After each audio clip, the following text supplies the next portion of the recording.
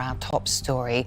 There have been violent scenes in occupied East Jerusalem. At least 53 Palestinians and 6 police officers have been injured in clashes between Palestinian worshippers and Israeli police at the Al-Aqsa Mosque compound and elsewhere in the city. Tens of thousands of Muslim worshippers had packed the site for the last Friday prayers of the holy month of Ramadan. But many stayed on to protest over the threat to evict Palestinian families from their homes on land claimed by Jewish settlers. Chairs, rocks and shoes were thrown at security forces who responded with stun grenades and rubber bullets. Well, there have also been clashes elsewhere in occupied East Jerusalem in protest over those plans that we were mentioning to evict Palestinian families from their homes. Demonstrators again tried to enter from the Sheikh Jarrah neighborhood, but soldiers used sound bombs against the crowd and closed all entrances to the area.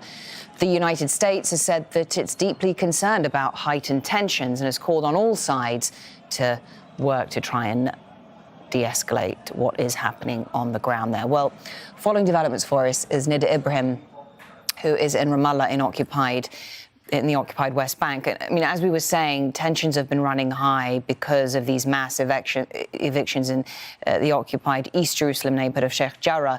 Tell us more about what prompted today's protests.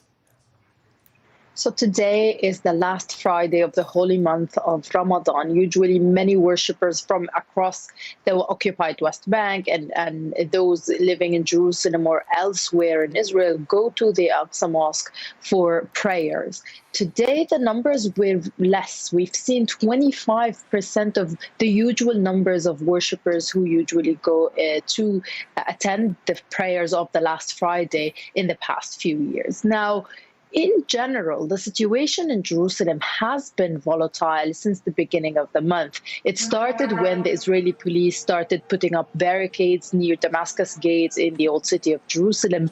And they said that this is part of preventing gatherings because of COVID, but of course Palestinians were saying that this is an attempt to decrease the places or the amount of gatherings and solidarity with what's going on in Jerusalem. And they protested and managed to push and pressure the Israelis to remove these barricades. Now, of course, there's also the growing tension in regards to the Sheikh Jarrah neighborhood, where Palestinians are expected to be evicted from their houses in that neighborhood, and where many Palestinians would tell you that if they lose one of the Sheikh, one factor or one house in the Sheikh Jarrah, it's already one too many. And already we are flare up even further. On Monday, there is a day that the Jewish Israelis called the Jerusalem Day, in which they march all over the city. And for Palestinians, it's seen as a provocation for them and their right to pray at Al-Aqsa Mosque. So for them, they believe that what happened tonight at the Aqsa Mosque compound, it aims to evict them, because on Monday, it also coincides with what Palestinians and Muslims call Laylat al-Qadr, which is a very holy night. Specifically, it's the holiest in Ramadan. So they are saying that the Israelis want to evict them from the compound in preparation for allowing the Israeli settlers inside Al-Aqsa Mosque. Now, we are talking to medics, and they're telling us that they are establishing a field hospital inside the old city to accommodate the growing number of injuries. But as we heard from Palestinians who are sharing videos on social media, of course, it depends on the electricity and the internet connection over there, but they are saying that the situation now is calming down after dozens and hundreds of Palestinians were trapped inside Al-Aqsa Mosque before the Israeli police opened up the gates and allowed people to leave. Right, and I guess we were seeing just the remnants of those events earlier on today with Israeli police obviously still in the area. We had live pictures earlier on. We're just seeing some more images now, Nida, and Israeli police deploying large numbers of officers to the city of Jerusalem, but particularly in that old bit in the old city. And as you say, they closed off surrounding streets going into the mosque. And so everything, you might say, security was stepped up because with iron barriers and various things, because perhaps today's events were anticipated because of those previous tensions around the evictions. It's also the last Friday of Ramadan, and then Laylatul Qadr, a very significant holy night coming up in a couple of days' time on Monday. So we can perhaps expect these tensions and these scenes to really go on in this last week of Ramadan. Yes, and Miriam, let's not forget that Jerusalem has always been a very important issue in the Palestinian-Israeli conflict. And the Palestinian president has spoken about this just a few minutes ago on the Palestinian TV. He said that that the UN should intervene, hold an urgent session to protect the people, because he said that Jerusalem is the eternal capital of the Palestinians. Now, Palestinians have been saying that East Jerusalem should be their capital, and they believe that the Israeli actions on the ground on a daily basis aim to evict them from the city, to make life so impossible for them that they have to leave it. Imagine if you are a Palestinian resident of Jerusalem, you do not even have a permanent status in the city. You have an ID, and this is just temporary. So all in all, the situation when it comes to Palestinians living in East Jerusalem is very, very difficult. And that when it comes to situations like that, Palestinians feel they have to defend their presence, they have to defend their boundaries, and they believe that by raising their voices, by protesting against the Israeli brutality, that this is one way for them to maintain their presence and fight for their right to stay in the city amidst what they call Israeli attempts to make it more Jewish and evict the indigenous Palestinians from their lands.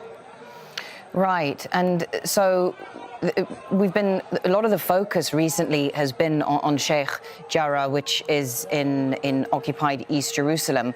And can you tell us more about the protests that were happening before today? Because there has been this court-ordered eviction notice to evict 40 Palestinians from their homes?